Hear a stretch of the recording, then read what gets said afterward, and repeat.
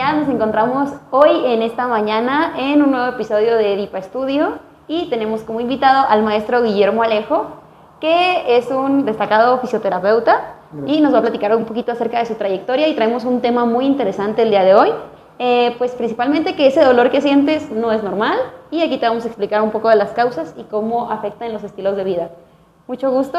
Bueno, ya lo conocía, pero sí. Bienvenido. Muchas gracias, es un placer estar aquí con ustedes.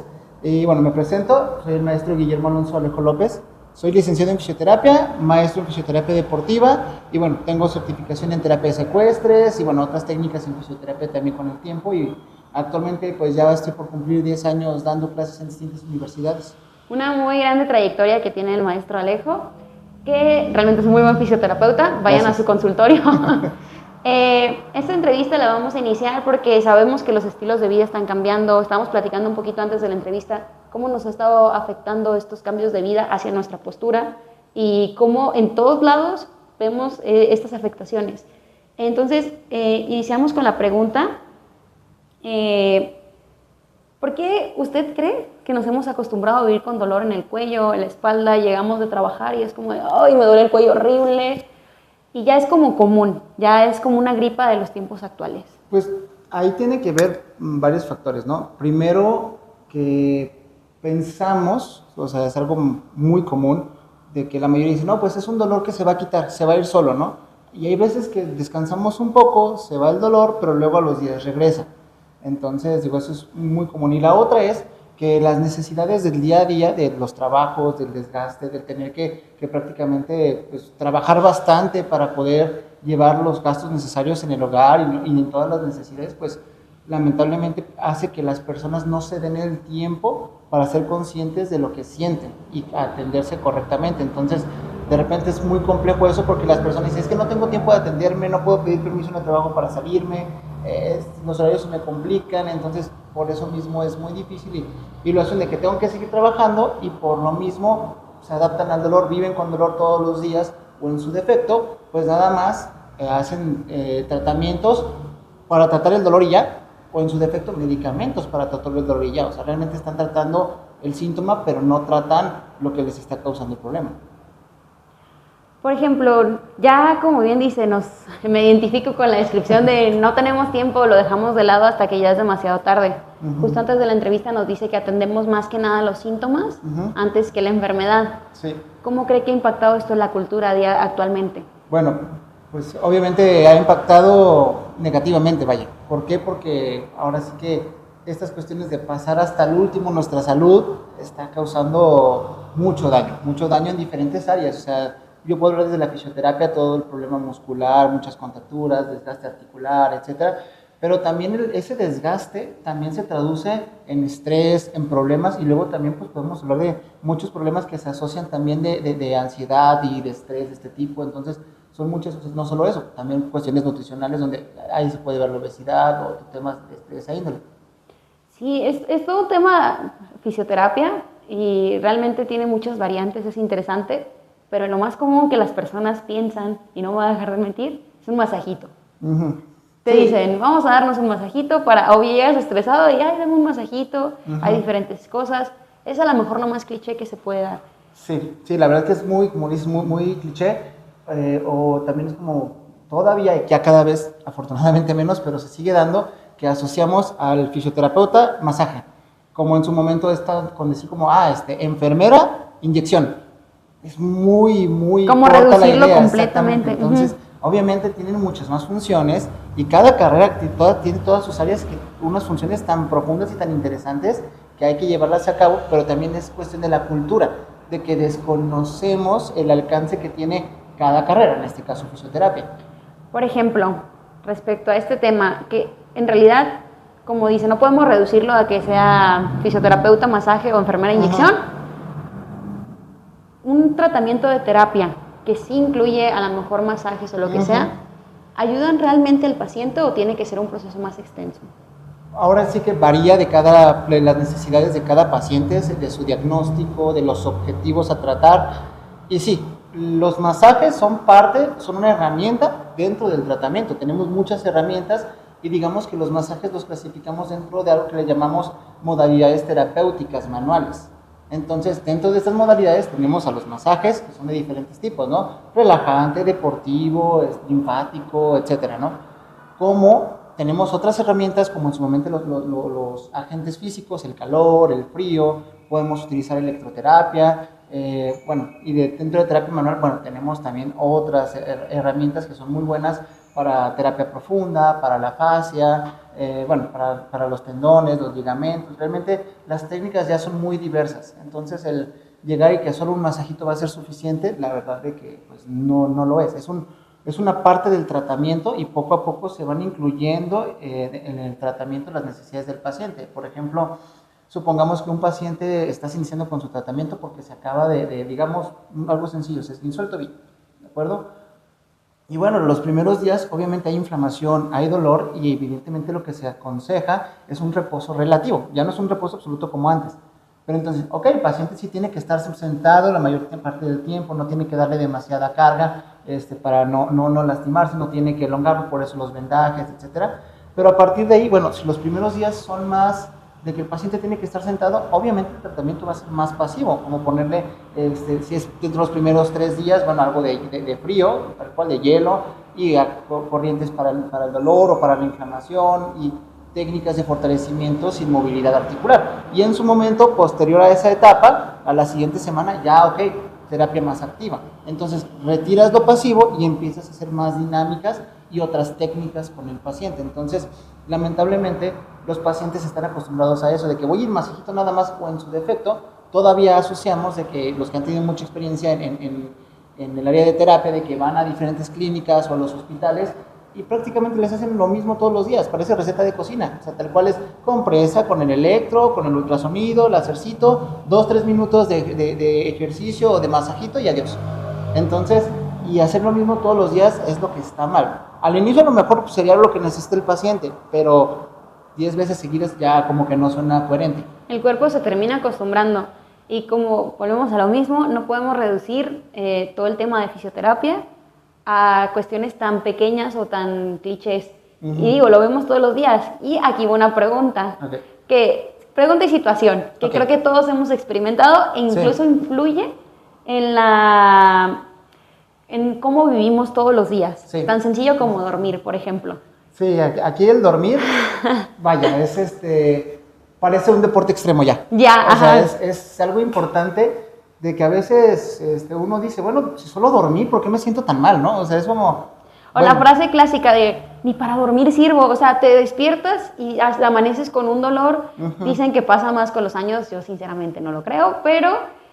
¿O usted ya me desmentirá? Bueno, es un factor asociativo, sin embargo, no tiene que ser la base de que a mayor edad, más problemas, no, hay que cuidarse. Hoy en día, afortunadamente, la ciencia ha avanzado, la medicina ha avanzado, todas sus ramas han avanzado, entonces han mejorado las condiciones de salud de los pacientes a lo largo de la vida, entonces eso es muy bueno. El punto es todavía impactar todavía más en estas personas. Porque, por ejemplo, es normal que cualquier persona se levanta y dice, oye, ni para dormir sirvo. ¿Es normal despertarse con dolor después de suponer que estás descansando? La realidad es de que no. O sea, el dolor en general es algo que no deberíamos de sentir, por decirlo así, porque a fin de cuentas el dolor es un estado de alerta. El dolor obviamente es una sensación negativa que lo asociamos a tal cual como algo puede estar dañado o algo ya está dañado. Entonces hay que entenderlo y atenderlo. Entonces es el problema de que por dormir me duele. A ver, ¿cómo dormiste? ¿Cuál fue tu postura al dormir? ¿Cuánto tiempo dormiste? Y no solo eso, no solo si dormiste 6, 8 horas o 10 horas, sino cómo descansaste. O sea, también ese es un factor muy importante, porque también cuando nosotros estamos con dolor, con carga, con estrés, con muchas cosas, la realidad es que la calidad del sueño es negativa, es muy mal, ¿sí? Entonces, uno por más decir es que si duermo mis 8 horas y me siento muy mal. Entonces, aquí tiene que ver que nuestras fases del sueño no se están dando correctamente. O sea, pasa muchas personas que están bajo mucho estrés o con dolor por lesiones distintas o que están bajo tratamientos muy fuertes, medicamentos, etcétera, pues resulta que empiezan a dormir y a la hora o 2 horas ya se despiertan. Y luego se vuelven a querer dormir y tardan 30 minutos en dormirse y se vuelven a despertar muy rápido. Entonces no cumplen todas sus fases del sueño como debería de ser. Y algo importante, que las fases del sueño, más específicamente de la fase profunda, hablando de la reparación, de las conexiones neuronales, pues bueno, es cuando se dan en el sueño profundo. Y la verdad es que no se está llegando a estas fases correctamente y el cuerpo no está descansando. Y son muchos factores, entre ellos que tengamos problemas, lesiones, contracturas, estrés. Entonces sí cambia mucho eso.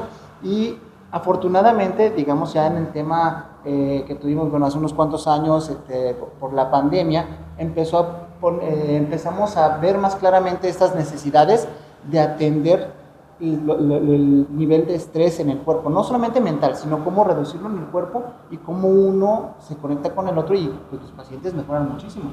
Entonces, un ejemplo es que de repente decimos, bueno, hace poquito justamente en clase estábamos leyendo unos artículos, haciendo una revisión sobre por qué los adultos mayores se caen.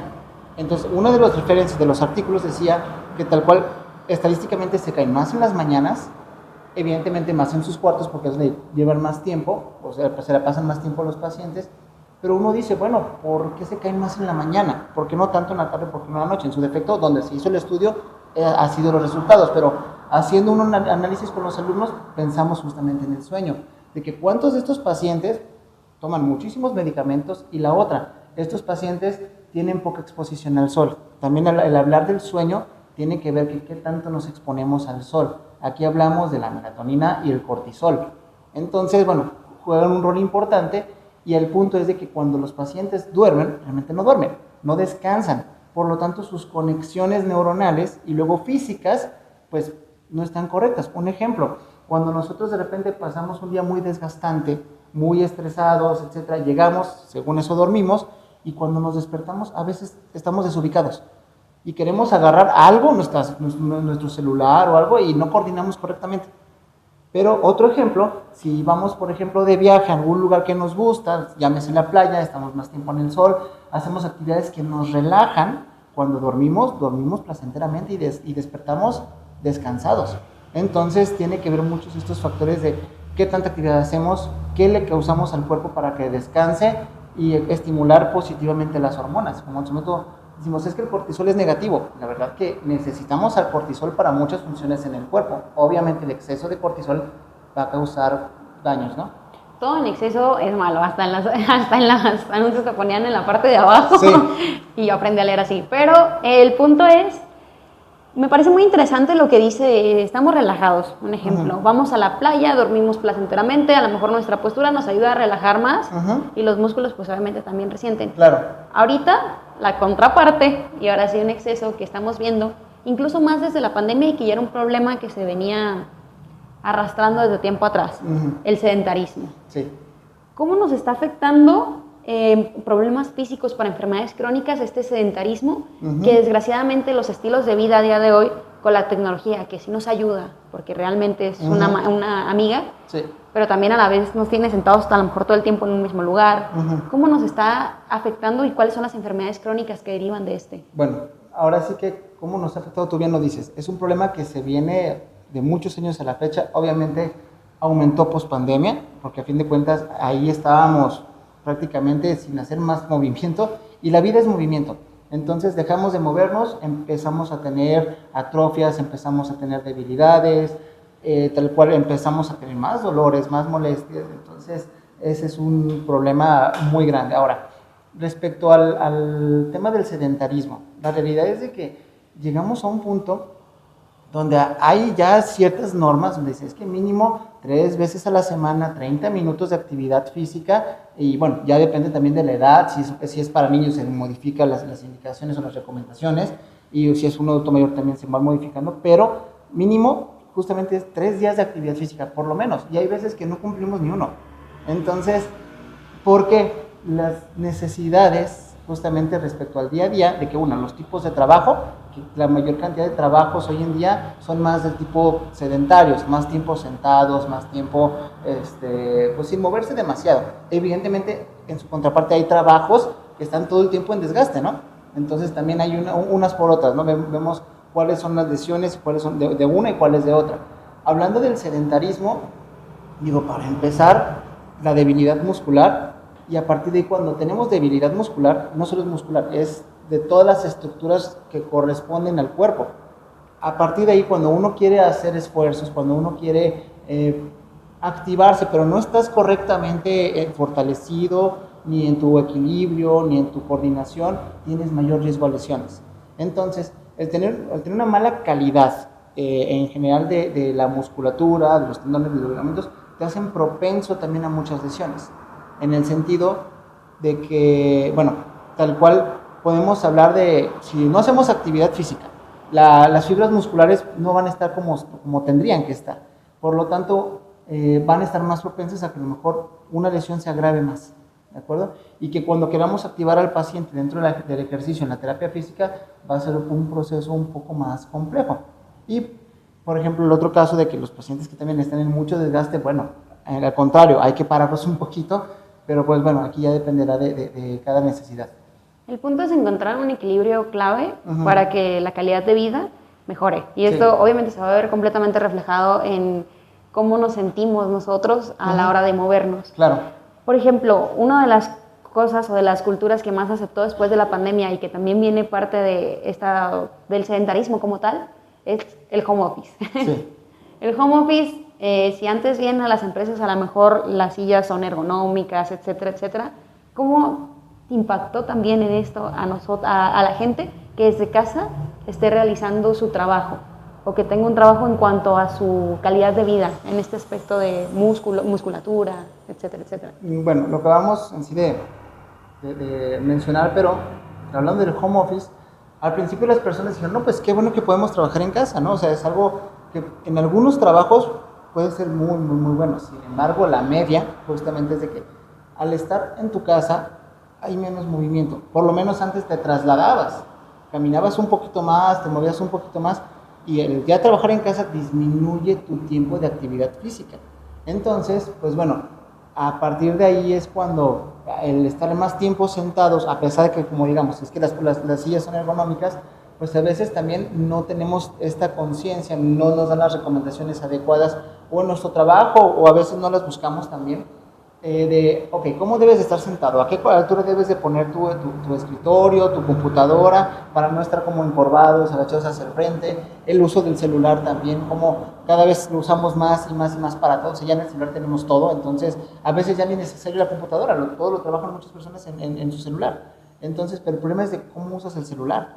O sea, la postura al estar aquí agachados, bueno, en algunos lugares le llaman o denominan cuello de texto, en el sentido de que están agachados, y esto a la larga, bueno, biomecánicamente, tal cual hace que cuando nos agachamos, la cabeza empieza a pesar más, por física, es pura física.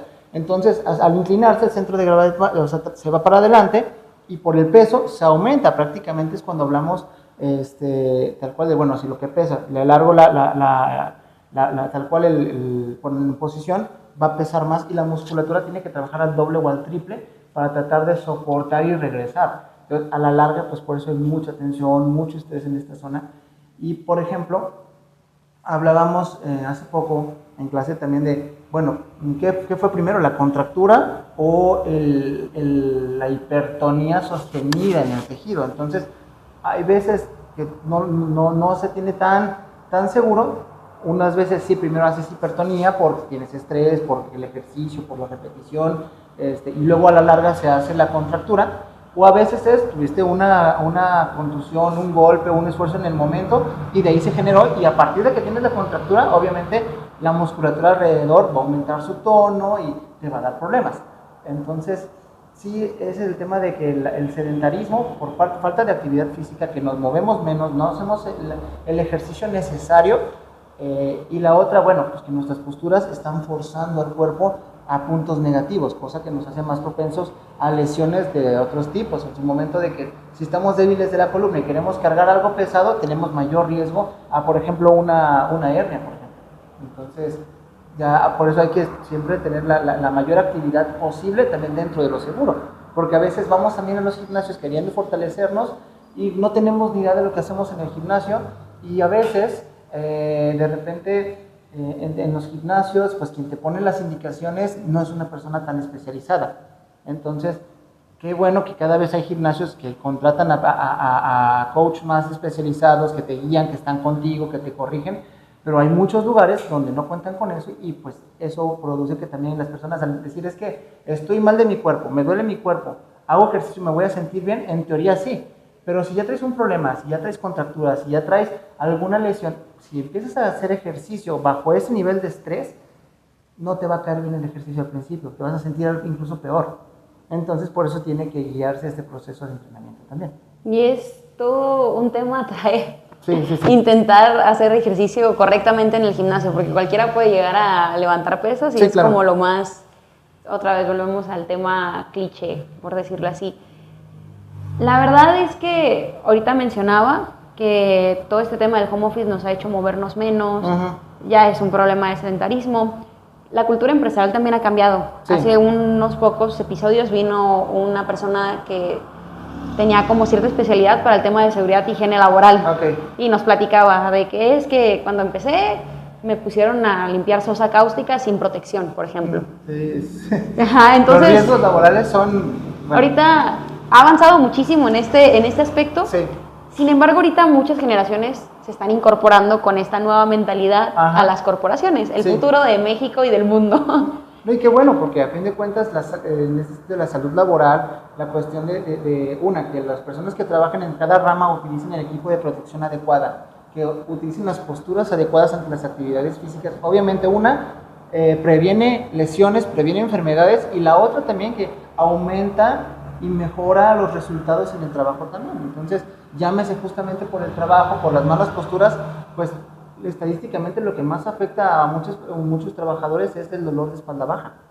Y eso incide en que tengan que ausentarse del trabajo varios días y eso impacta a las empresas. Entonces, es un prevenir justamente, atenderlas correctamente y bueno, gana la persona porque está saludable y en su momento también gana la empresa, porque es un ganar-ganar. A fin de cuentas, pues aquí andamos buscando beneficio en general, tanto a la empresa del trabajador como el trabajador de la empresa. Y justamente estas nuevas generaciones que se incorporan con todo este nuevo paradigma de situaciones y de postura, hablando específicamente de la postura, suelen ser más propensas a desarrollar problemas en la espalda que lo que eran sus padres anteriormente. Porque también podríamos decir, sí, porque están sentados y porque todo el tiempo se la pasan ahí, pero también antes a lo mejor no tenían esos cuidados y la empresa era de, hey, ponte la camiseta y si te tienes que fregar, pues ni modo. Sí, aquí ya es la cultura empresarial, justamente de trabaja en lo que tenga que hacer, hazlo y punto, ¿no? En su momento era así, lamentablemente. Ahora qué bueno que se está cuidando más a los trabajadores y aquí viene el tema de lo que le llamamos ergonomía. Entonces, ya alguien especializado en ergonomía evaluará las áreas de cada trabajador.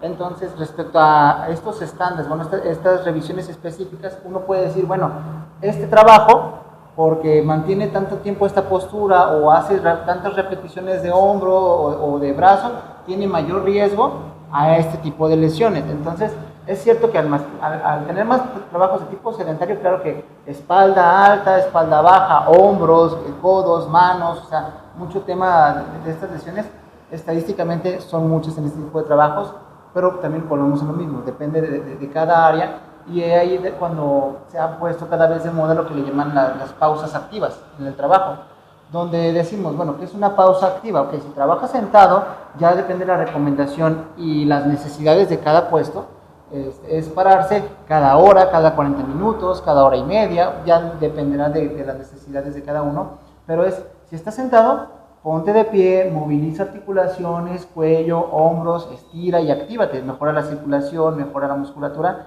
y con eso previenes lesiones. Pero si en su defecto eres un trabajador que te la pasas el día caminando, cargando cosas y todo, pues lo mejor es siéntate un poco, descansa, haz estiramientos más del tipo pasivos y a partir de ahí te vas recuperando. Entonces, las pausas activas, en ese sentido, las pausas en el trabajo tienen que ser dirigidas a las necesidades de cada área. Por ejemplo, muchas veces se dice que a muchos profesionales los va a reemplazar la IA. Fue algo que se puso muy de moda el año pasado, de que te decían, tu programador te va a reemplazar la IA porque pues ya alguien lo puede hacer mejor que tú, comillas, comillas, o tú diseñador, etcétera, etcétera. Pregunta directa, para los fisioterapeutas, específicamente para usted, con todo este contexto que tenemos, ¿cree que va a haber más trabajo para ustedes en el futuro? Yo la realidad es de que pienso que en cuanto a trabajo, estadísticamente vamos a tener trabajo. ¿Por qué? Porque la población, en el sentido, cada vez tenemos más adultos y adultos mayores y menos población infantil. Entonces, estadísticamente, bueno, va a haber trabajo. En el sentido de la IA, tal cual no es que la IA nos vaya a quitar trabajo. En ese sentido, claro que la IA nos puede ayudar a investigar más, a capacitarnos más también, ¿por qué no? Pero hay que buscar obviamente cursos y certificaciones y que estén acreditados y certificados con todo, ¿no? No solamente porque lo leí en una IA o porque lo leí en internet ya aprendí, no. Y aparte que la fisioterapia, pues tenemos que ver que evidentemente es algo en contacto físico con los pacientes. Entonces tienes que estar con los pacientes, tienes que movilizarlos, tienes que tratarlos. Entonces la realidad es que para nosotros como oficios, sí o sea, no pienso que en realidad en cuanto a trabajo no nos va a afectar. En lo que sí puede incluso aumentar la cantidad de trabajo es de que si hay menos trabajos va a haber más sedentarismo. Entonces en el sedentarismo, si no se lleva bien, pues también puede haber que se lesionen más y pues tengamos más pacientes. Pero vamos justamente, o sea, tiempo al tiempo, viendo cómo se dan las cosas, y también tenemos que la ventaja de la fisioterapia es que se ha ido adecuando a las necesidades en cada generación o cada época, ¿no? O sea, realmente la fisioterapia como la conocemos ha evolucionado mucho, pero donde realmente empezó a crecer más fue a partir de la Segunda Guerra Mundial. ¿Por qué? Por estas necesidades de todas las personas que estaban amputadas, lesionadas, que se tenían que recuperar. Y luego las necesidades con cada época han sido distintas. Hay países que a lo mejor, no sé, por ejemplo en México, que hubo mucho tema de poliomielitis, entonces las necesidades de tratamiento pues eran más hacia el sentido de tratamiento neurológico para este tipo de pacientes y no tanto para personas que habían participado en la guerra, porque México realmente no participó mucho de la Segunda Guerra Mundial. Sí hubo alguna participación, pero estadísticamente comparado con otros países pues fue poca.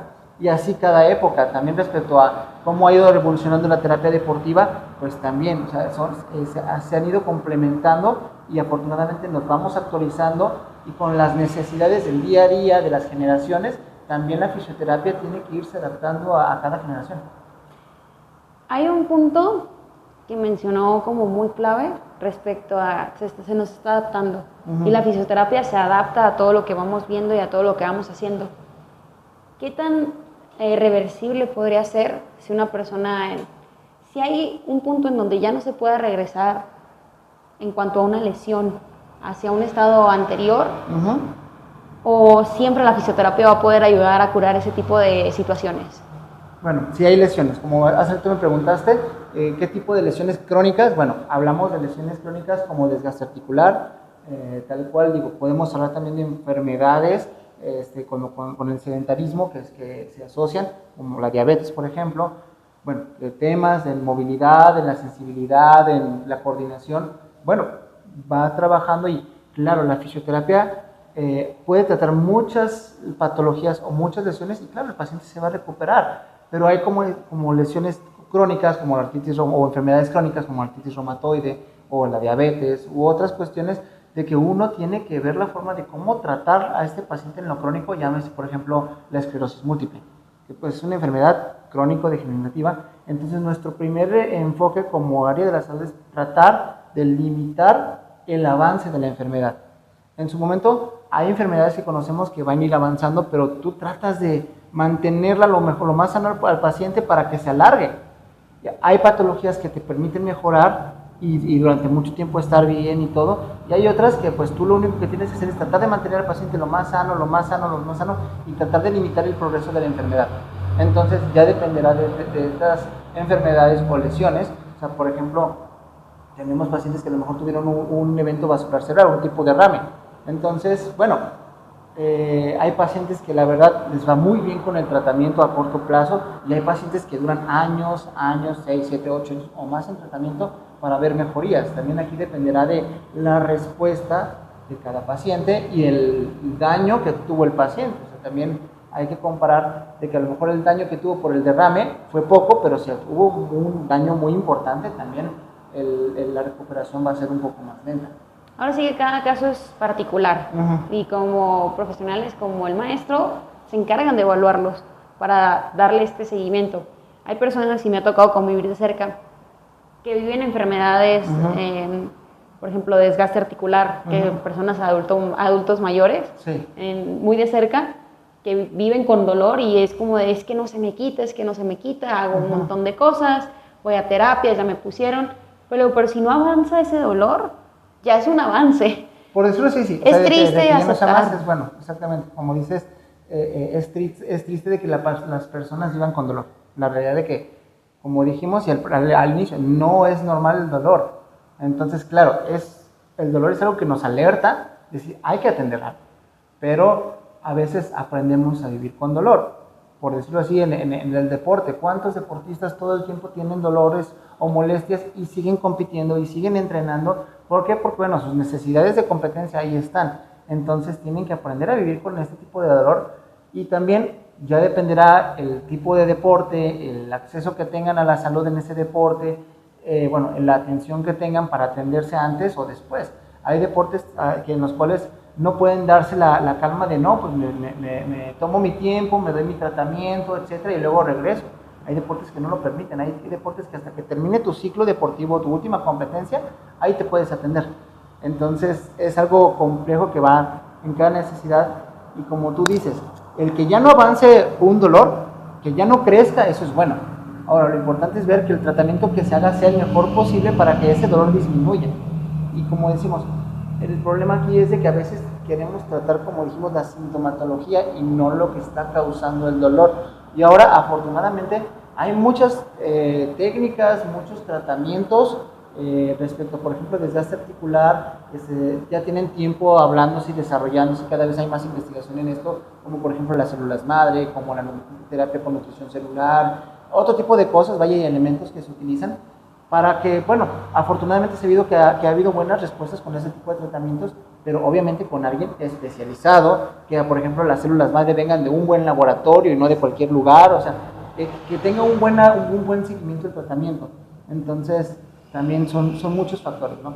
Pero sí, o sea, hay personas que, por ejemplo, su desgaste no es tan alto y se puede recuperar, pero hay personas también que tienen un desgaste tan alto que también ya se les dijo o se les dice, lo mejor para usted es la cirugía. Y también hay que ser coherentes. Cuando el paciente lo que necesita es la cirugía, hay que decirlo con claridad. Hay veces que el paciente tiene posibilidades de recuperarse. Y si hay posibilidades, vamos a intentarlo, sin dar falsas esperanzas a los pacientes. Pero hay que ser conscientes.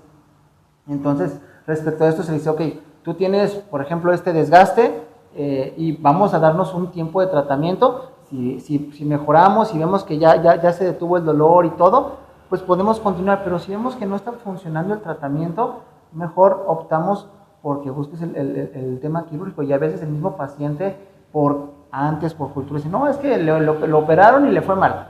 Y es que lo operaron y que no se recuperó muy bien. Entonces, afortunadamente, como lo hemos dicho, cada vez las técnicas quirúrgicas son mejores y las recuperaciones suelen ser ya más rápidas que antes. Entonces, por ejemplo, en las fracturas de cadera, antes sí, cuando operaban, tardaba mucho el paciente en poder reincorporarse y ponerse de pie. Ahora como les ponen un tipo de cemento tal cual, prácticamente es de secado rápido, y ese mismo día el paciente se le está poniendo de pie o al día siguiente.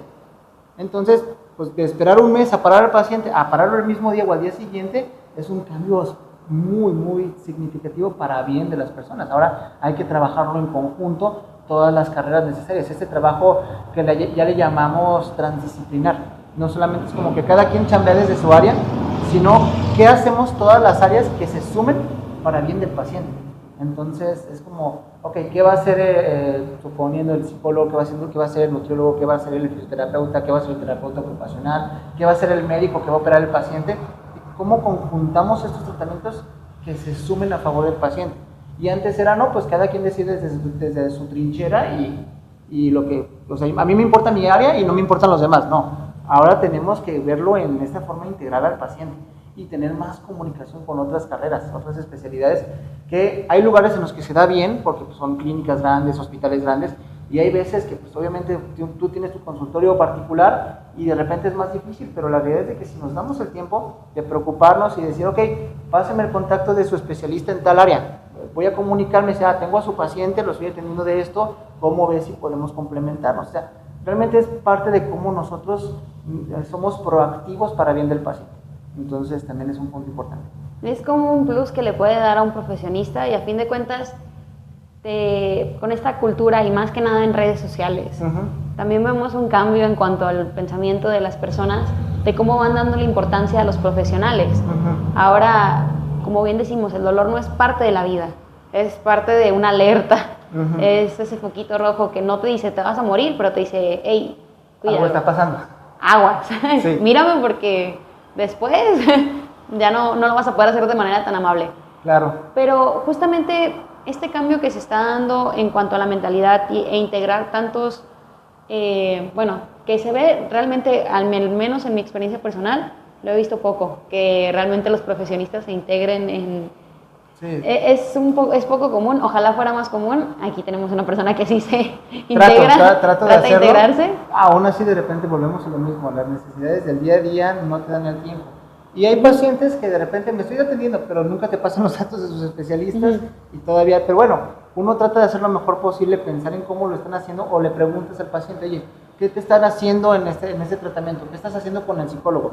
¿O qué estás haciendo con el nutriólogo? O le recomiendo, a ver, por ejemplo, un paciente que justamente tuvo un EBC, a ver, necesito que su cardiólogo, tal cual nos dé autorización, pregúntale a su cardiólogo, ¿qué tanto ejercicio o hasta qué porcentaje podemos trabajar? ¿Qué recomendación nos da? Si a lo mejor yo no tengo el contacto directo con su especialista, decirle al paciente que el paciente le pregunte y luego nos dé la respuesta para poder complementarlo. Entonces es una forma de buscar el mejor tratamiento posible, porque a lo mejor uno dirá, pues yo lo trabajo conforme veo al paciente, veo que no se siente mal, vamos bien, ¿no? Pero si es mejor que alguien que ya le está dando tratamiento al paciente, le está dando un seguimiento, te des las recomendaciones para trabajar en conjunto, pues puede ser mucho mejor, ¿no? Es que todo va de la mano y sigue siendo una cadenita. Ahorita vemos que la gente realmente ha tenido un cambio de tratar de integrar también áreas de la vida, como por ejemplo nutricionista, psicología, fisioterapia. Ya cuando sienten dolor, ya no es tanto como decir antes, ay, no seas chillón, o síguele así. Y en una de estas cuestiones en donde yo lo veo como más reflejado y a lo mejor como el cliché de te cuidas a ti mismo, es ir a hacer ejercicio. Sí. Más para todo el tipo, y creo que ya no es generaciones nuevas, creo que ya la mayoría de las personas, la cultura de ir al gimnasio ya es como muy instaurada de voy y hago y me mato y hago un montón de tiempo, pero realmente antes de ir, hasta te recomiendan y tienen la mayoría de los gimnasios como una parte para que tú puedas estirar y hacer demás. ¿Qué tan dañino o qué lesiones puede llegar a causar no calentar antes de hacer ejercicio? Aquí el calentar es clave, a fin de cuentas, ¿por qué? Porque te preparas para la actividad física. Entonces, tal cual, por decirlo así, es como un ejemplo de que, bueno, ¿por qué utilizamos la palabra calentar? O sea, bueno, acá hacemos referencia a calentar previamente, ¿no? Entonces, es en el sentido de que, por ejemplo, vamos a aparatos que utilizaban antes, llámese, no sé, los televisores con, si no me acuerdo, eran los bulbos grandes, que lo prendían y al principio se veía muy poquito y ahí iba empezando a calentar y empezaba justamente a mandar más señal y a calentarse, empezaba a proyectar mejor. ¿Qué significa? Que pues empezaba a cargar de energía y empezaba a funcionar mejor este aparato, ¿cierto? Como diferentes también cuestiones. En la parte física, en el calentamiento hacia el ejercicio, habría que valorar qué tipo de calentamiento es el adecuado. Mucho dependerá del tipo de ejercicio que vas a hacer. Sin embargo, también es las recomendaciones de, ¿conviene más un estiramiento estático o lo que le llaman un estiramiento más dinámico? Entonces, generalmente, previo al deporte, previo a hacer ejercicio, se recomienda un calentamiento más dinámico, no tanto lo pasivo. Entonces, ¿por qué? Porque justamente quieres estimular a la musculatura, quieres estimular a las articulaciones, quieres empezar a mejorar el flujo sanguíneo, activas a los receptores en el cuerpo y ahora sí que la circulación empieza a hacer su función y empezamos a oxigenar. También digamos un cardio leve, se estimula el cuerpo y a partir de que ya calentaste bien, bueno, ahora sí haces el ejercicio y posterior al ejercicio ya puedes hacer estiramiento más pasivo. Pero Ahora aquí también dependerá de tus objetivos. De repente dice, no, es que si haces mucho estiramiento, vas a perjudicar tu crecimiento muscular. Digo, todavía falta más investigación en ese sentido, pero sí se ha visto de que si se hace demasiado estiramiento, por eso decir, un estiramiento inadecuado previo al ejercicio, es que se reduce en un promedio hasta un 5% de la fuerza. Entonces es significativo también más porque si va a competir la persona o algo, pues un 5% es significativo para dar resultados. Sin embargo, hay que entender que hay que preparar el cuerpo para el ejercicio. Si no calentamos, nos lesionamos. O sea, decimos, es que entré en frío y quise hacer un esfuerzo y me lastimé, me contracturé o me desgarré. Porque tu musculatura, tus tendones, tus ligamentos estaban fríos, no tenían esta oxigenación correcta, los receptores no estaban activos y por lo tanto tu rendimiento también es inadecuado dentro de lo que cuando quieres hacer.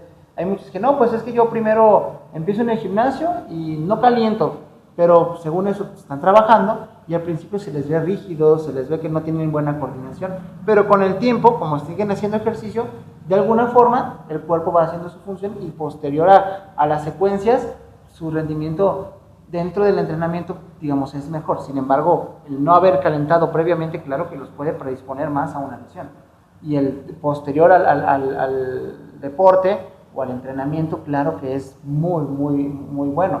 Entonces, aquí el estiramiento posterior al deporte estimula la recuperación del cuerpo, en general de las fibras, del retorno, y aparte eso se puede complementar a lo mejor con un baño con agua fría, o en su momento en el deporte inmersiones en agua con hielos, o podemos ir a ejemplos de que en equipos de primera división, etcétera, lo que hacen es cabinas de crioterapia de cuerpo entero, entonces donde ahí alcanzan temperaturas de hasta menos 180 grados.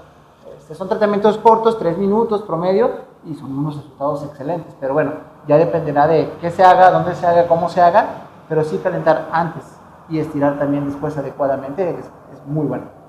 De hecho, es más común ver que llegas y estiras 5 minutos y casi como en modo automático de, ay, sí, ya estiré, ya hice acá, ya hice allá y ya. Sí, nada más llegan un brazo, otro brazo, el otro, me agacho y adentro. Ajá. Entonces, y pasa, por ejemplo, hasta en el no sé, supongamos, muchos que juegan, no sé, fútbol 7 o fútbol 11 en las noches o los fines de semana.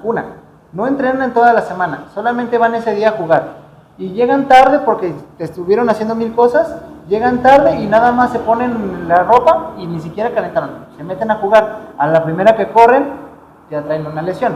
Entonces también esto es un tema de que hay que preparar el cuerpo constantemente para que rinda lo mejor posible, ¿no? Entonces eso es lo interesante, y como muchas carreras, y digo en este caso la fisioterapia, pues te lleva a esto, a que si tú quieres hacer deporte, si quieres hacer ejercicio, te vayan guiando en un sentido terapéutico y cuidándote de tus lesiones. La parte importante de la prevención, que a veces no la vemos.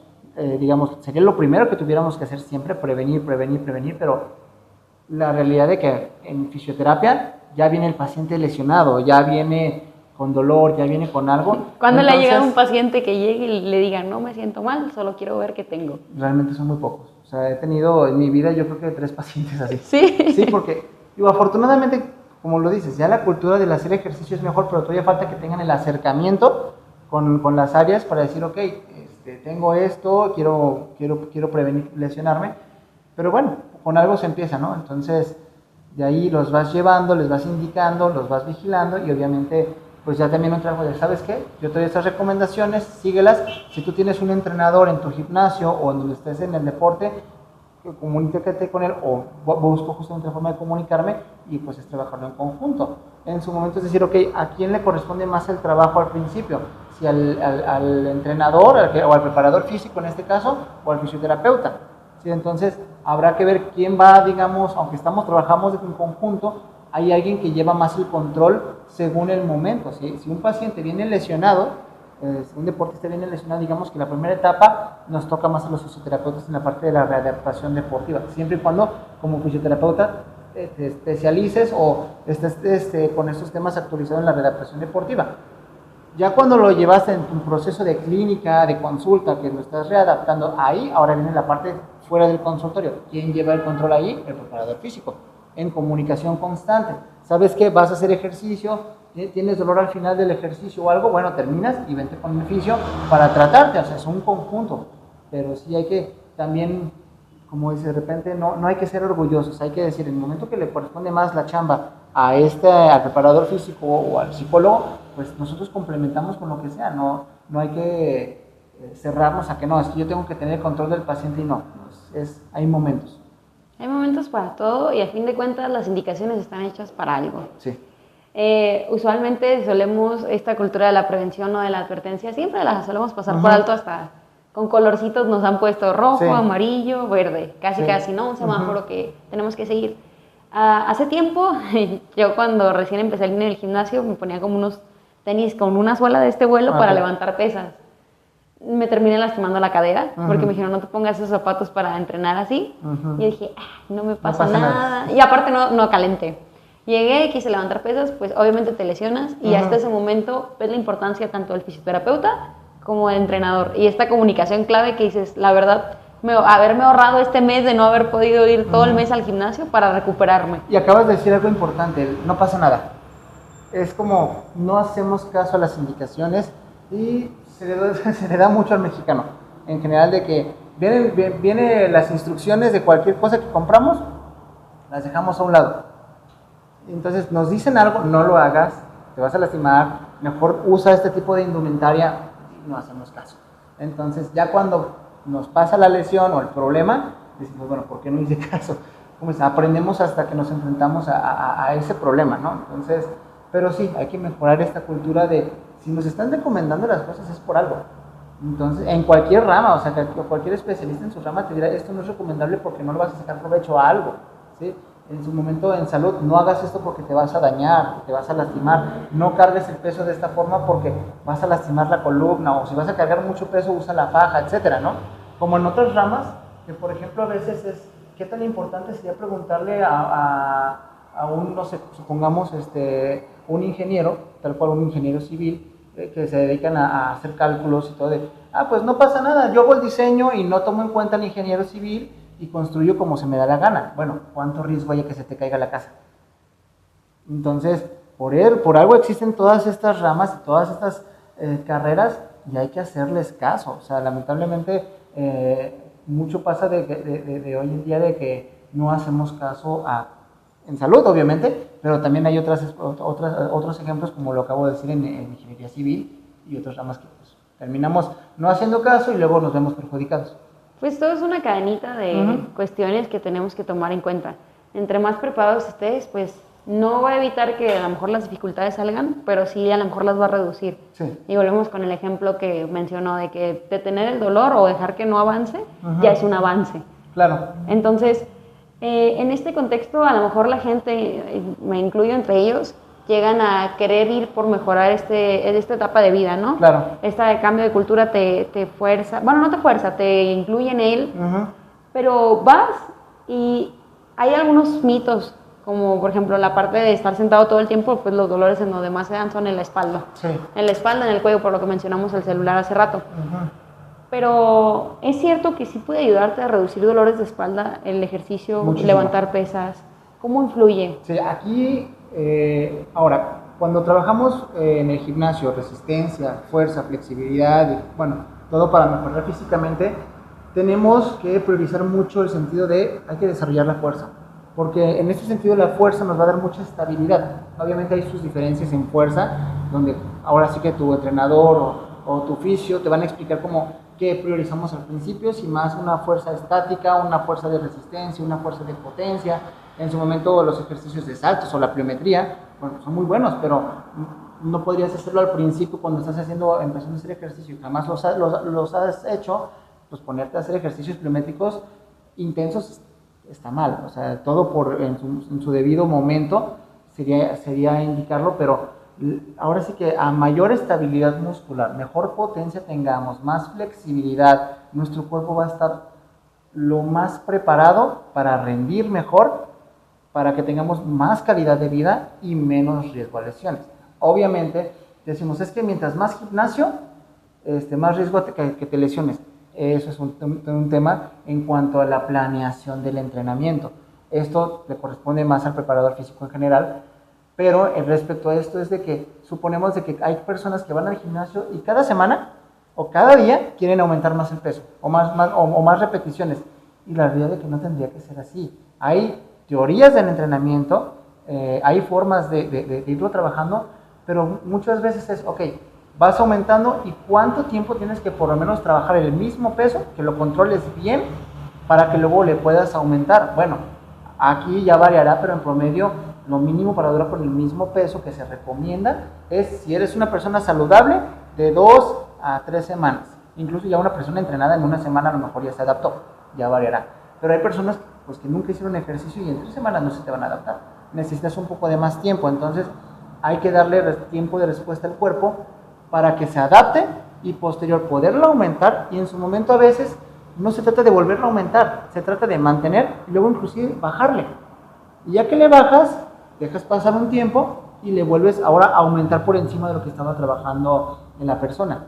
Entonces son teorías del entrenamiento donde ayuda a mejorar el rendimiento y a prevenir lesiones. Más que nada esta parte de prevenir lesiones creo que es un punto clave en cuanto a la conversación respecto al ejercicio. Porque si vas y te terminas fregando la espalda, dices, no, pues ¿para qué voy al gimnasio si me voy a terminar lastimando? Pero también hay que ver qué es lo que uno hace que propicia este tipo de comportamientos. Y precisamente también con este tema, por ejemplo, ya vemos el gimnasio como una manera de, hay más terapias, etcétera. Las empresas también ya suelen preocuparse más por la salud de los empleados en muchos aspectos. Incluso pues las sillas suelen ser ergonómicas. En cuanto a trabajos híbridos y salud pública, específicamente hablando de salud pública, ¿considera que se debería de integrar esta parte de la fisioterapia como un debes de? Por ejemplo, se trata la gripa, se trata la gripa, se trata la tos, infecciones, enfermedades que a lo mejor los síntomas son muy evidentes. Pero la fisioterapia, como cultura de prevención o como un debes de, o sea, te veo enfermo, caminas mal o te veo muy mal de la espalda, o sea, fisioterapeuta de sí o sí. Sí, aquí la salud ocupacional, justamente en la salud pública, tiene que ver por el bienestar general del paciente. Entonces, en general, digo, la mayoría cuando en las empresas, la mayoría obviamente son médicos especialistas en estas ramas. Entonces, tal cual cuando se hace la revisión de cada persona, porque en teoría se debería de ir constantemente a consultas o tendrían que estar citando a los trabajadores para estarlos evaluando cada cierto tiempo. Conforme a estas evaluaciones, este especialista tendría que decir, ¿sabes qué? Te veo mal, hay que tratarte respecto a B o C, o sea, traes tema de dolor por esto, traes tema a lo mejor de colitis, traes temas de gastritis, a lo mejor por el estrés, porque no estás comiendo bien, etcétera. Recomendación, come mejor o te dirijo con la nutrióloga de la empresa, o en su defecto, si no es de la empresa, con alguien externo que tenga un convenio con la empresa, ¿sí? Y en su defecto también el fisioterapeuta sería también clave en el momento de tratar a estos pacientes. También, ¿por qué? Porque estadísticamente la mayor cantidad digamos, de cuestiones por lo que deja un trabajador de ir, justamente, pues es por problemas musculoesqueléticos. Entonces, sí sería indicarlo tal cual para dar un seguimiento. Primero, como lo dices, lo ideal sería la prevención, de que se estén revisando constantemente, dar las recomendaciones de las pausas activas, estira, cada cierto tiempo, si están bajo estrés, ok, ¿sabes qué? Cada mes o cada 2 meses, que tiene que haber, vas a venir aquí o vas a ir con el fisio a que te den por lo menos, ahora en este caso, un masaje relajante o un masaje descontracturante. Bueno, ahí ya está indicado porque es algo preventivo. Ya no tendría que ser un proceso de terapia completo. Es como, ok, te recomiendo que cada cierto tiempo tomes masajes descontracturantes o masajes relajantes y es una herramienta más. Ahí sí es como, podemos utilizar solo eso y claro, estiramientos, otras recomendaciones, perfecto. Pero sí es clave el que se integre dentro del equipo de salud, salud pública obviamente, y salud en el sentido ocupacional también, ¿no? Entonces la fisioterapia ha crecido mucho, ya está formando parte de muchos proyectos en los gobiernos en diferentes países. Hay unos que obviamente están más avanzados que otros, pero bueno, poco a poco se está integrando a la fisioterapia aquí en México. Entonces, digo, estrictamente tiene pocos años de que estamos formalmente, digamos, que entramos tal cual que como licenciados en fisioterapia en el sentido de que ya nos conocen a nivel de salud pública en cuestión de la Secretaría de Salud. porque antes todavía, 2015 todavía consideraban, o sea, en lo que estaba establecido, que pues no, o sea, que técnicos. Entonces, pero la verdad es que la fisioterapia tiene ya muchos años en México, o sea, la verdad hay egresados desde antes, como de generaciones desde los 80 que son licenciados en fisioterapia, y cada vez ha habido más y más y más universidades, que lo cual está favoreciendo que la competencia entre universidades exija mayor rendimiento académico.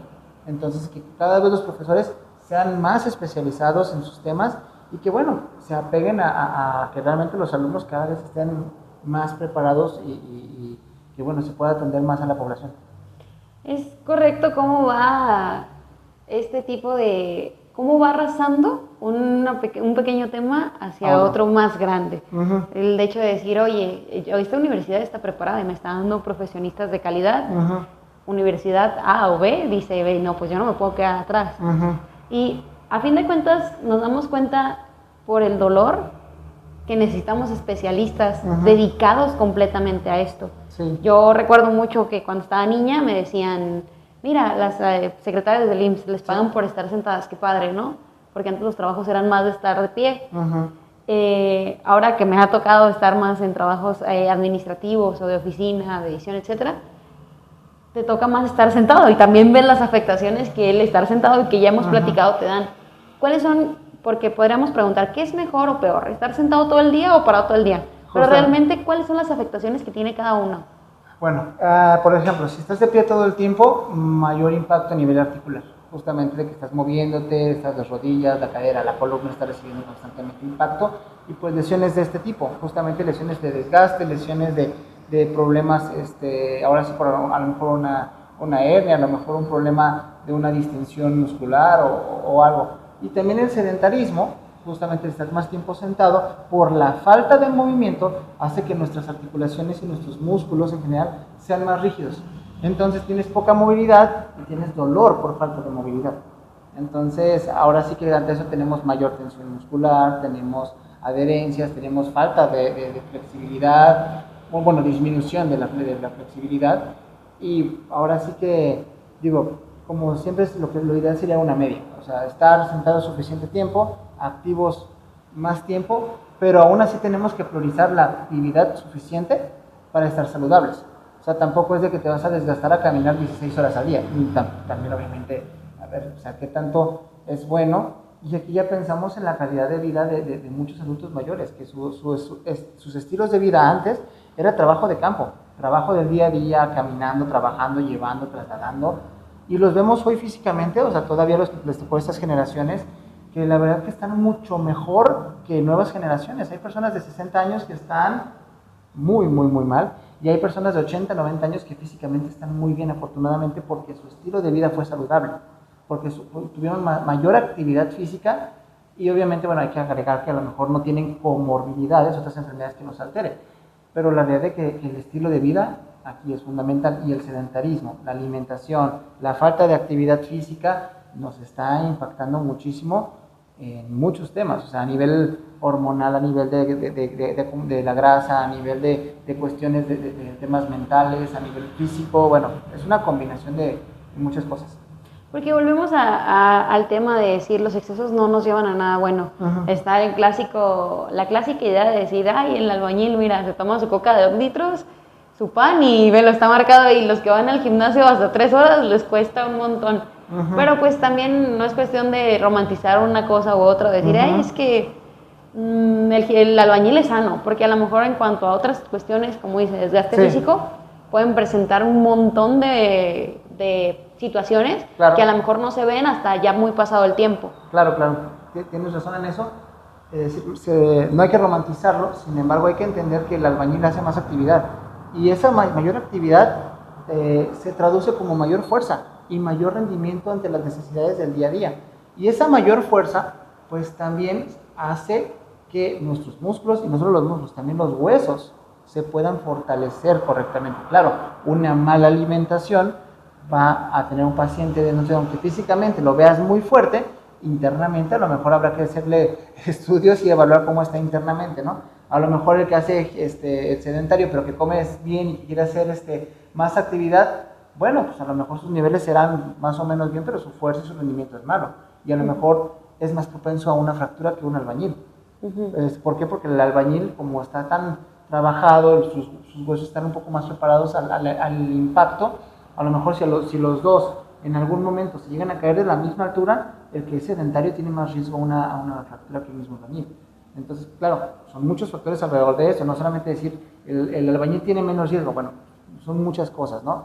La alimentación es fundamental. Aquí la coca, como acabas de decir, o los alimentos que tienen exceso de azúcares, bueno, también hay que entender que hay que cuidar mucho eso, ¿no? Entonces, es bueno una alimentación adecuada, es bueno también hacerlo, pero a veces también pensamos, es que, porque lo vemos, muchos deportistas de alto rendimiento comen muchísimo, muchísimo, cantidades enormes, y uno dice, uno puede comer eso, así como que no es demasiado. Bueno, para el deportista no lo es, porque todo lo que está consumiendo, está basado en una dieta estrictamente llevada por su nutriólogo o su nutricionista, y aparte, todo esto que está consumiendo es porque lo está necesitando, lo está requiriendo en su desgaste o en su actividad física. Entonces, si uno quiere comer tal cual como estos deportistas, pero no tienes la actividad física que hacen los deportistas, pues al contrario, vas a subir de peso y vas a tener más complicaciones. Aunque es que tal deportista vi que lo estaba comiendo, entonces es saludable. A ver, no porque lo coma el deportista es que sea saludable para ti. Entonces tienes que decir, bueno, ¿qué es para mí? Y ahí el especialista, en este sentido de nutrición, bueno, te tendría que llevar y darte tus recomendaciones. Y ante eso nosotros como fisioterapeutas, decir, ok, si yo tengo, por ejemplo, a un paciente que quiero trabajarlo, que quiero mejorar la fuerza, que quiero mejorar su rendimiento, si el paciente no está comiendo correctamente, se va a descompensar, se va a marear, no va a tener la energía, va a estar hasta desgastado, entonces, ¿qué es bueno? Complementarlo. Hey, yo necesito fortalecer contigo, tienes una X o Y lesión o enfermedad, pero necesito que con tu nutriólogo trabajemos para que te dé los requerimientos necesarios para que lo que hagamos nosotros tomes la energía de ahí y no te me descompenses. Y es cuando los resultados también se favorecen muchísimo. Vamos como de la mano. Uh-huh. Y a fin de cuentas volvemos a ver redes sociales, revisamos y cada persona tiene como su Uh-huh. modo de pensar, que te dice, debes de hacer esto, no debes de hacer esto, o como bien lo dijo, vi que el deportista lo estaba haciendo, Uh-huh. entonces significa que está bien para mí. Cuando realmente tienen que acercarse a profesionales que hayan analizado previamente o hayan tenido una plática con ustedes, sí, para indicarles qué es lo correcto. Y en este sentido, así uno desarrolla un ojo clínico y me pasó en consulta que llegaban y te dicen, por ejemplo, me dice, este hombro lo tienes más hacia adelante por la mochila, a lo mejor, ¿no? Lo ves porque ya tienes experiencia. ¿Cuáles son los errores a simple vista, estando a lo mejor en una reunión familiar o saliendo, que ve que dice, uy, eso va a provocar un problema en un tiempo no tan lejano? Bueno, los más comunes que pueda mencionar. Bueno, los más comunes y el error más común, lo dijimos al inicio, es pensar que el dolor se va a ir solo. O sea, primero es que me dio un dolor y pensar que va a desaparecer por sí solo, en la mayoría de los casos, pues no pasa. Hay veces que una molestia porque hiciste más esfuerzo o algo, pasó y bueno.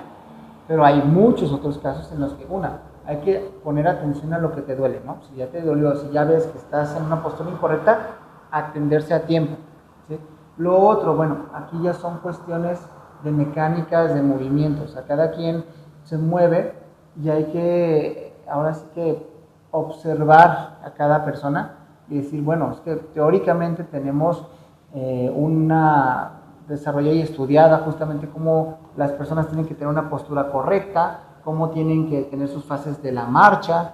Entonces, pero hay veces que que decimos, no, bueno, pues es que camina pero no parece tan mal. Bueno, es que a veces cuando hablamos de marchas, por ejemplo, marchas patológicas, decimos que las tenemos clasificadas a las marchas por a lo mejor una marcha que el paciente está arrastrando la pierna, que la está llevando de lado, que está caminando cortito y en puntas, que camina y se ve que la pierna la mete hacia adentro, como dicen en tijera también. Entonces, a veces el paciente, hay pacientes que tal cual no entran en una clasificación de marcha patológica, pero nosotros como fisioterapeutas tenemos que tener la capacidad de evaluar al paciente en esto, pero observar todo lo que sucede en su cuerpo. Y hoy en día sabemos que hay problemas desde la posición de la mandíbula, que te van a alterar prácticamente los problemas en columna, que te va a dar dolor de espalda baja y el problema es de la mandíbula. Entonces ahí es un trabajo en complemento, ya sea con un dentista o un ortodoncista, etcétera, y complementarlo, ¿no? Entonces los errores comunes es el no observarse, y la otra es tampoco atenderse, o sea, en el sentido de no acercarse con los especialistas, en este caso de fisioterapia, para decir, oye, pues estoy bien, ¿cómo está mi postura? ¿Cuáles son las recomendaciones al dormir? ¿Cómo debo de dormir? Porque a veces que debes de dormir derecho y con las almohadas en el cuello, que en la espalda, que posición para las piernas, que si duermes de lado, que tu columna no esté inclinada, o sea, no se gire, entonces duermes con una almohada abrazando, otra entre las piernas, una almohada suficiente para que la cabeza no se incline, pero la verdad que ¿cuántas personas hacen caso a estas indicaciones? Muy pocas, ¿no? Entonces también está eso, de que no hacemos caso a las recomendaciones, es un error muy, muy común. Entonces uno puede ver desde afuera de que ves caminando a alguien en la calle y dices, sabes que está caminando mal, tiene las piernas muy como, tipo le decimos en varo, ¿sí? O rodillas hacia adentro o hacia afuera, y esto a la larga le puede causar un desgaste articular. Pero también es como, bueno, si la persona no se lo atiende, si no se da cuenta, y ahí es como cuando uno como especialista en salud tiene que darle nuestras recomendaciones. Hey, si tienes esto, esto y esto, acércate con un especialista.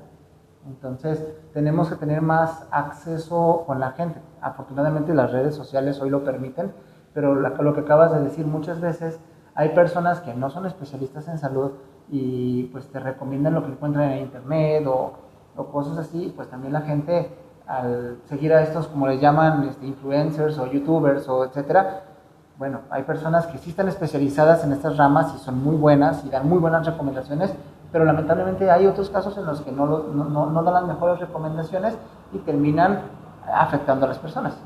Sí, porque llegas a ver videos en donde el fisioterapeuta está casi arriba del paciente y estirándolo horriblemente y dicen, es terapia. Y hay veces que realmente no es fisioterapeuta. Ajá, entonces... y a veces dicen, pues me aventé un cursito así que dio un influencer, por ejemplo, y van y quieren aplicar las cosas y pues no. Sí, no, hay que buscar las herramientas, buscar a las personas que tengan las certificaciones y las licencias correspondientes, o sea, que tengan, si hicieron su carrera en una licenciatura en fisioterapia por lo menos, y a partir de ahí, si tienen diplomados, certificaciones, maestrías, etcétera, bueno, vale la pena, pero que no les dé pena preguntar por las credenciales que tenga cada especialista, porque a veces llegamos y asumimos que es un especialista y hay veces que no. Entonces, y también hay que ser claros, hay que en su momento llamar y decir, esta persona no es especialista, o sea, esta persona puede poner en riesgo la salud de las personas. Entonces, digo, en su momento, yo hablando de la fisioterapia, que decimos, no, que los sobadores y los hueseros, a ver, en su momento, si nos vamos a la historia del origen de la fisioterapia, de las técnicas, de la quiropraxia, etcétera, claro, la fisioterapia viene de estas técnicas aplicadas en su momento por los hueseros, chamanes, sobadores, etcétera, pero se ha ido especializando, se ha ido evolucionando en un sentido científico, con bases, tal cual, tanto en cuanto a evidencia científica como también evidencia clínica, que las cosas se pueden hacer correctamente. Hay muchas técnicas hoy en día de terapia manual o técnicas que se hacen hoy en día como fisioterapia invasiva ecoguiada, que ya con el ecógrafo de imagen tal cual vas viendo estrictamente a dónde quieres ir en el tejido. Entonces, claro que lo haces mejor, porque traes una guía justamente y tratas el músculo, llevas al nervio que quieres, al tendón, y ya utilizarías la herramienta o la técnica que se requiere. Es importante puntualizar en esto de hay que tener cuidado con lo que seguimos y hay que tener cuidado con los mitos o con las ideas. Ya para cerrar la entrevista, me gustaría más que nada que nos pueda contar una anécdota del consultorio que recuerde, que a lo mejor haya llegado la persona y diga, no era tan grave, pero sí le ahorró un trabajo muy difícil en el futuro o pudo revertir efectos negativos que llegara a presentar en su vida. Bueno, pues digo, la realidad es de que a mí en lo personal no suelo trabajar como que, tengo que verte forzosamente durante, no sé, 10 sesiones en 2 semanas. No me gusta trabajar así. Entonces, respecto a esa forma de trabajo, de la experiencia de, ok, voy trabajando y me gusta justamente trabajar. Primero obviamente el paciente llega con síntomas, sí tienes que tratar el síntoma, obviamente. A partir de ahí es tratar el problema de origen dentro de lo posible. Hay veces que la lesión fue por un traumatismo directo y no hay más. Fue un traumatismo directo y ya está. Pero hay veces que el problema de rodilla es porque tenía una alteración en la cadera, o tiene una alteración en la espalda o en el tobillo. Entonces te vas a tratar eso y vas a fortalecer y vas a hacer un trabajo preventivo, y el paciente, pues si constantemente se lesionaba o constantemente traía esguinces, pues ese trabajo que haces a la larga, no tan corto, porque cambia su estilo de vida. La realidad es que los pacientes llegan contigo porque quieren no sentir dolor, porque se quieren sentir bien y funcionales. Pero el tema, desde como yo lo veo, es de que trata eso, pero trata de cambiar los hábitos del paciente. Y a partir de ahí, si te va a regresar el paciente, que regrese por otra causa, no por la misma. Entonces, creo yo que en ese sentido me ha ido bien con mis pacientes. Pero, por ejemplo, hablando de una paciente que tuvo, que fue muy significativo para mí, en el sentido de que en su momento fui a una clínica a trabajar a León, y bueno, llego y fue mi primer paciente, de hecho, ahí. Y cuando la veo, voy viendo pues todo su historial clínico y estaba viendo que llevaba 30 sesiones. Entonces decía, a ver, viendo como el protocolo, leyendo y preguntándole a la paciente, bueno, ¿qué tanto ha mejorado? No, pues la verdad, no mucho. Ya llevo 30 sesiones y sigo prácticamente con el mismo dolor. Entonces, viendo lo que hacían en el tratamiento, prácticamente era terapia muy pasiva. Entonces, yo le dije, bueno, a partir de hoy vamos a hacer todo lo contrario de lo que le están haciendo, o lo que le estaban haciendo. Entonces, fue, digamos, parte de lo que empecé a trabajar ahí en León, porque trabajé ahí y establecimos nuevas formas de tratamiento. Y bueno, el hecho de haber trabajado con ella significó que, en su momento, el convenio que había entre esta clínica y el hospital que estaba a un lado y todo, pues había un proceso de un seguro que pues realmente, el tema de los seguros es que tiene que pasar por el médico, luego acá, y luego tiene que ir 3 sesiones, 4, varía de cada seguro, ¿no? Pero esta paciente iba un promedio de 3 a 5 sesiones por bloque. Y luego otra vez consulta a la semana, y luego después de la consulta a la semana otra vez empezar terapia. Entonces, esos 30 sesiones fue un promedio de 4 meses. En 4 meses no se había favorecido. Y cuando le dije, bueno, vamos a trabajar diferente, que trabajamos mucha terapia manual, trabajamos también la técnica con ella de punción seca, tal cual con la aguja al punto gatillo miofacial, y bueno, tal cual en 3 sesiones su dolor bajó un 80%. Entonces, en cuanto bajó, cuando fue a la consulta con su traumatólogo, y luego ya vino a una sesión para terminar y se le dio de alta. O sea, de 30 sesiones la terminamos recorriendo a 36 sesiones. O sea, y la dimos de alta, y en 6 sesiones mejoró bastante. Tanto así que en su momento lo que significó fue que ella pues recomendó muchos pacientes y empezaron a ver porque recomendaciones de ella. Y la otra, que un día el traumatólogo que la derivó, como estábamos a un lado hospital y clínica, tal cual de lado, se acerca al traumatólogo que la estaba atendiendo y preguntó, oiga, ¿quién la atendió a ella? Ah, pues fui yo. Y preguntó así como con estas palabras, ¿qué hiciste con esta paciente que no mejoraba? Uh-huh. Y bueno, pues simplemente hicimos cosas distintas, aplicamos estas herramientas, estas técnicas, y afortunadamente le fue bien. Pues qué bueno, porque veía que no avanzaba y ya me estaba preocupando que la paciente que no avanzaba. Entonces, y a partir de ahí, ese mismo traumatólogo también empezó a mandarnos más pacientes. Ahí, entonces, esto es lo significativo, de que si haces las cosas bien, el paciente ya no te tendría por qué llegar por la misma causa. ¿Sí? Ojo, si es una enfermedad crónico-degenerativa, bueno, es diferente. Pero cuando son lesiones musculoesqueléticas por latigazo cervical, por contracturas, tendrían que ser otros. Si te regresa el paciente, insisto, tiene que ser por otro motivo y no por el mismo. A fin de cuentas, y como lo hemos estado viendo en toda la entrevista, el hecho de tener esta parte humana hacia el dolor, hacia los pequeños como cuestiones que nosotros no les damos importancia de primera instancia, uh-huh, nos hacen la gran diferencia. A lo mejor este cambio que usted tuvo al decir, oye, pues no está funcionando. Uh-huh. O sea, es un hecho. Hasta sí, hay dichos que dicen de no hagas lo mismo muchas veces, o no esperes no caerte en el mismo hoyo si pasas por ahí. Sí. O sea, es un conjunto de... Pero por lo mismo nosotros les recomendamos que siempre acudan a personas profesionales que se informen, si en caso de no tener el tiempo o demás, con personas que sepan que son profesionales. Y sobre todo, como bien lo menciona, y creo que es lo que quiero rescatar más de la entrevista, la cuestión de los hábitos es fundamental. Sí, hay que cambiarlos. Muchísimo, cuesta muchísimo, pero bueno, en un acompañamiento adecuado con todos los especialistas se pueden lograr grandes cambios. Entonces, hay que primero motivarnos a querer hacerlo, y lo otro ya no es motivación, sino dedicación a lograr los cambios y que tengas el equipo alrededor, personas que te ayuden, los especialistas, para lograr tus resultados y mejorar tus hábitos de vida. Y precisamente recordamos, como cierre, que el dolor que sientes no es normal. Los fisioterapeutas son los primeros que saben esto y que no lo dan por sentado. No es de, ay, me dijiste que te sentaste todo el día y de repente te empezó a doler la cadera. No es normal y realmente en un futuro puede ser muy perjudicial para tu salud. Así que regresamos a la cultura de la prevención. Sí. Atiéndete. Y eso sería todo por este episodio. Agradecemos mucho la presencia del maestro Guillermo Alejo. Esperemos que nos acompañe porque tiene muchas cosas importantes e interesantes que contarnos. Con gusto. En otro episodio lo veremos aquí y le agradecemos algunas palabras que quiera decir, alguien que quiera saludar. Muchas gracias por ahora invitarme. Ahora sí espero que lo que hayamos platicado les sirva a alguien. Y si en su momento tienen dudas, cualquier cosa, pues háganlas, mándenlas y con gusto me las pueden mandar y podemos contestar las preguntas si se requiere.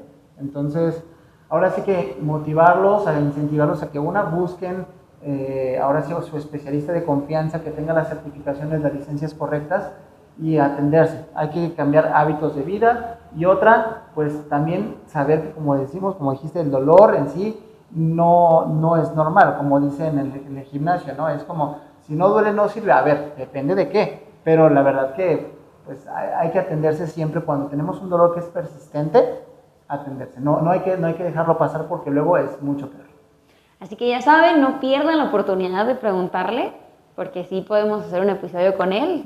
Entonces, les agradecemos mucho haber visto este episodio. Esperemos que sigan en nuestras redes sociales y también les vamos a dejar las redes sociales de nuestro invitado por si quieren contactarse con él. Muchas gracias. Muchas gracias. Hasta luego.